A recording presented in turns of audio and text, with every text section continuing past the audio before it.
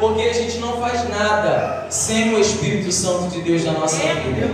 Nós não crescemos sem o Espírito Santo. Nós não podemos apresentar obra nenhuma se o Espírito Santo não estiver. Amém? Aleluia. A única obra que a gente apresenta sem o Espírito Santo é o quê? A obra da carne, né? Se não tem o Espírito, é a obra da carne.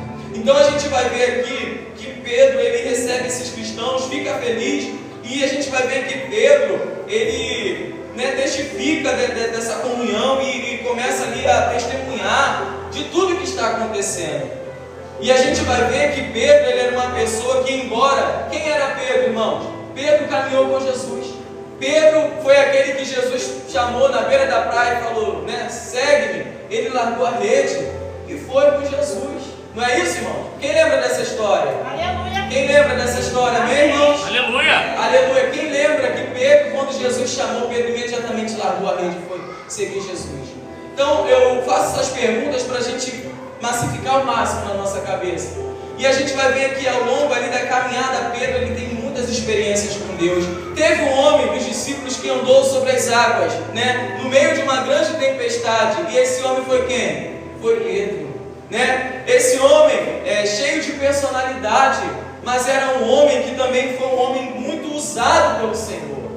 E a gente vai ver ao longo da caminhada Deus tratando com Pedro.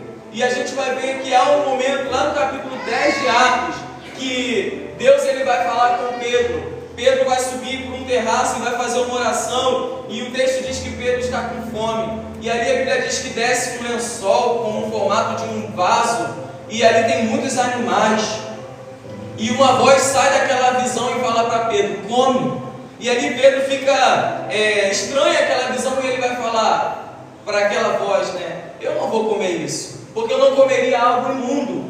E aí aquela voz dá uma resposta para Pedro, que é o seguinte: não faça de coisa imunda aquilo que eu purifiquei. Neste mesmo momento tem um homem orando ao Senhor, precisando, porque este homem, embora ele não conhecia assim, o Evangelho de Jesus, mas ele conhecia da Torá, ele conhecia que tinha que fazer as dobras que a gente tanto falou aqui